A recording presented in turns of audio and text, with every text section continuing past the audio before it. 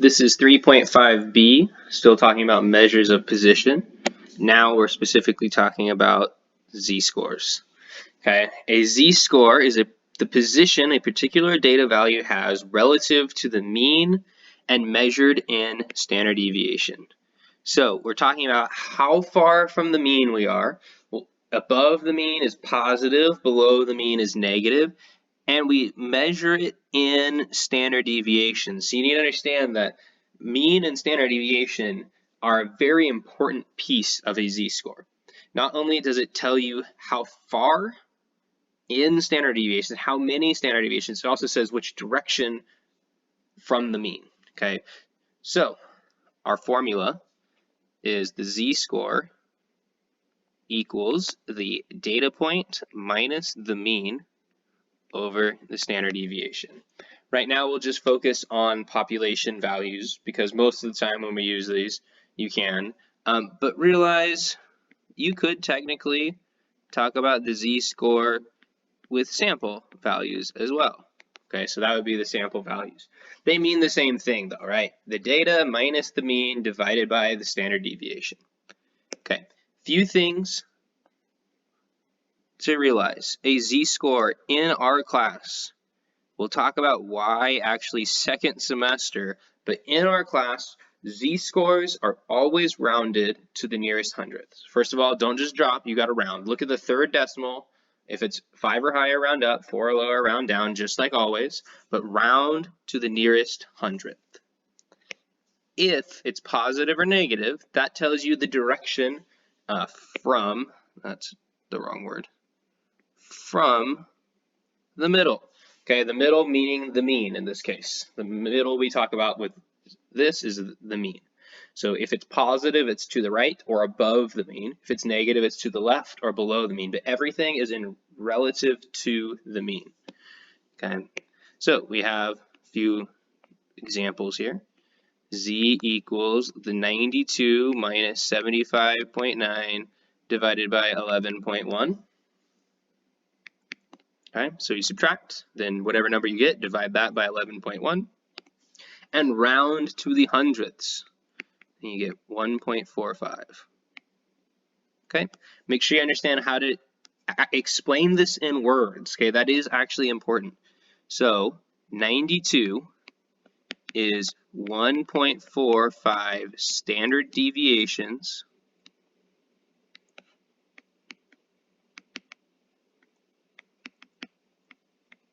above the mean, which in this case our mean was 75.9. Okay, so the value of 92 is 1.45 standard deviations above the mean. Okay, you'll notice in stats we're going to have a lot more explaining of things. It's not just simply here's the number, here's the answer, done. We actually need to explain what it means in the context a lot of the time. Okay, the next one, 72 minus 75.9 divided by 11.1. So it looks like we have the same data set. Now we're looking at a different data value. This one is negative 0.35. Okay, so this is saying that 72 is 0.35 standard deviations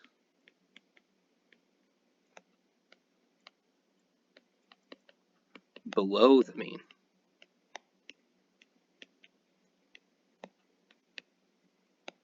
Okay, so that positive or negative specifically tells you the direction. Notice in my explanation, I don't have the positive or negative in front. It's just a number. So 72 is 0.35 standard deviations. The positive or negative tells you the direction. Above is positive, below negative. Okay. We're going to talk about the normal distribution a lot more in the next section, but the z-scores relate to a normal distribution. Okay. So when we're talking about whole number z-scores, okay, normal distribution looks like this. Should look familiar from Math 3. Right in the middle we talk about is our mean. Okay, so that's the mean right in the middle. If we're talking about whole number standard deviations above and below, that is whole number z-scores.